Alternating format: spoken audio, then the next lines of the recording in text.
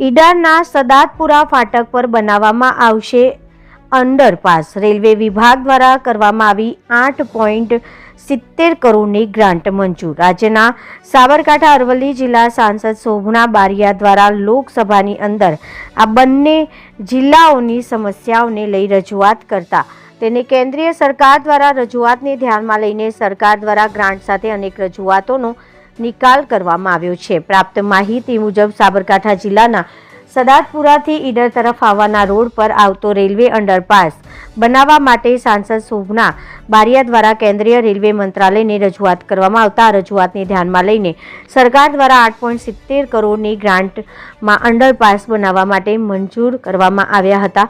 હવે જોવાનું એ રહ્યું કે આ કામ કેવું થશે, કારણ કે આ બનાવમાં આવેલા અંડરબ્રિજના કારણે ચોમાસામાં પાણી ભરાઈ રહેવાના કારણે અનેક સમસ્યાઓ પેદા થવા પામતા લોકોને અવરજવર કરતી વખતે અકસ્માત થવાની સાથે અવરજવર કરવાની મુશ્કેલી પડતી હવે એનો અંત આવશે કે પછી જે પરિસ્થિતિ છે એ કાયમી ધોરણે રહેશે એ હવે આવનારા દિવસોમાં માલુમ અને સત્ય હકીકત લોકોને નજરે આગળ જોવા મળશે।